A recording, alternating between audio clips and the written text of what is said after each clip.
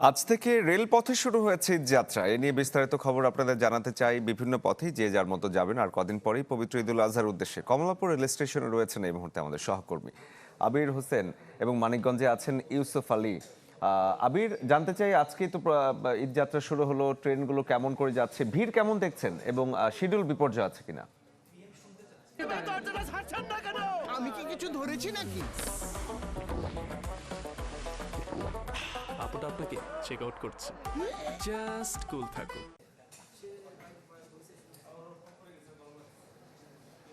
শরীফ, ঈদের যেহেতু আর মাত্র 4 দিন রয়েছে, মানে 28শে মে থেকে ঈদুল আজহা, যে পবিত্র ঈদুল আজহা, সেটি কিন্তু উদযাপিত হবে এবং সেই ঈদকে কেন্দ্র করে আজকে থেকে যে কমলাপুর রেলওয়ে স্টেশন রয়েছে সেখানে কিন্তু মানুষের ভিড় চোখে পড়ার মতো। যদিও সরকারি ছুটি আগামীকাল মানে 24শে মে থেকে শুরু হওয়ার কথা রয়েছে এবং 31 মে পর্যন্ত থাকবে, তবে আজকে থেকে আমরা রেলওয়ে স্টেশনে আসার পর থেকে দেখতে পেয়েছি মানুষের ভিড় কিন্তু রয়েছে। এবং আপনি দেখতে পাচ্ছেন স্টেশনে কিন্তু এখন একটি ট্রেন রয়েছে, সেটি সিলেটের উদ্দেশ্যে যাওয়ার কথা রয়েছে এবং 11:15-তে যাওয়ার কথা রয়েছে এবং কিছুক্ষণের মধ্যেই হয়তো চলে যাবে। এবং আপনি আরেকটি প্রশ্ন করেছেন যে আসলে সাধারণত রেলওয়ের ক্ষেত্রে একটি অভিযোগ সবসময় হয়ে থাকে, সেটি হলো কোনো ধরনের দেরিতে ছেড়ে যাচ্ছে কিনা। তবে যারা রয়েছে, যারা বিগত সময় যারা ট্রেনগুলো ছেড়ে গেছে তাদের সাথে আমরা কথা বলেছি, তারা যেটি জানিয়েছে এখন পর্যন্ত যে ট্রেনগুলো ছেড়ে গেছে তেমন খুব বিলম্ব হয়নি। 5-10 মিনিট হয়েছে, 5-10 মিনিট একটু কম বেশি হয়েছে, তবে তেমন খুব বেশি সমস্যা হয়নি, তারা আমাদেরকে জানিয়েছেন।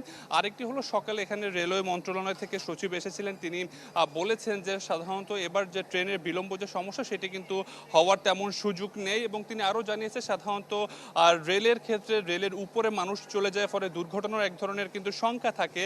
তো সে ব্যাপারে কিন্তু রেলওয়ে যে কর্তৃপক্ষ রয়েছে কঠোর পদক্ষেপ নেওয়ার কথা বলেছে। সেখানে কিন্তু পুলিশ মোতায়েন রয়েছে রেলওয়েতে, জানি কোনো ধরনের অনাকাঙ্ক্ষিত ঘটনা না ঘটে এবং 3 ধরনের কিন্তু নিরাপত্তা ব্যবস্থা জোরদার করা হয়েছে, যাতে কোনোভাবেই যাদের টিকিট নেই তারা যেন এখানে আসতে না পারে। তবে বলা যাচ্ছে যেহেতু এখনো সরকারি ছুটি শুরু হয়নি, আশা করা যাচ্ছে আগামী দিনগুলোতে আরও 2-3 দিনে হয়তো এই যে কমলাপুর রেলওয়ে রয়েছে সেখানে হয়তো আরও ভিড় বাড়বে। তবে এখন পর্যন্ত যে চিত্র আমরা দেখেছি সেটি হলো কমলাপুর রেলওয়েতে সবকিছু স্বাভাবিক রয়েছে, সময় মতো কিন্তু ট্রেন ছেড়ে যাচ্ছে। শরীফ।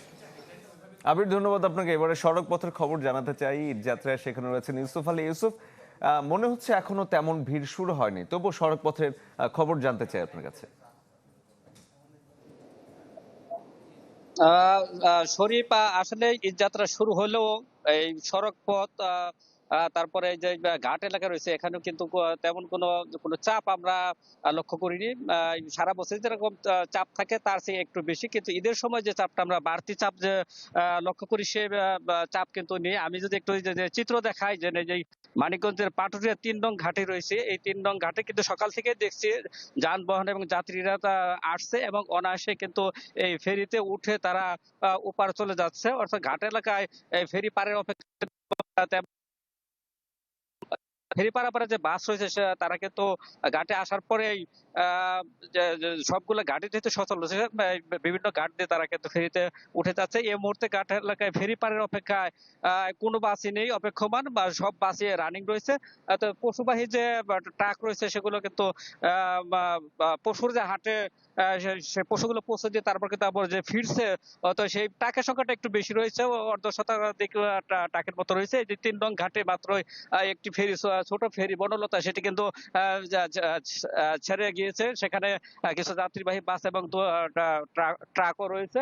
তো লঞ্চ ঘাটে কিন্তু যাত্রীদের একটা ভিড় রয়েছে, কিন্তু যানবাহন এবং যাত্রীদের তাদের কিন্তু কোনো অভিযোগ নেই, যেহেতু ঘাটে আসার পরে তাদেরকে ফেরি পারের জন্য কোনো অপেক্ষা করতে হচ্ছে না, তাই কোনো ভোগান্তি নেই। বিআরডব্লিউটিসিও কিন্তু তারা বলছে তাদের পর্যাপ্ত সংখ্যক আজকে 15টি ফেরি চলছে, আর 2টি ফেরি এই নৌবরে যুক্ত হবে। শরীফ। ইউসুফ, ধন্যবাদ আপনাকে।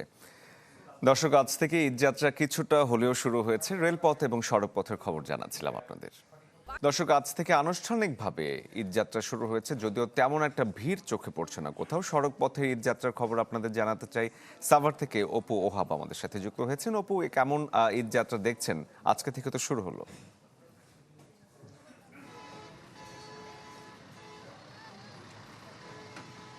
আসলে ঈদযাত্রা আসলে শুরু হয়ে গেছে গতকাল থেকেই।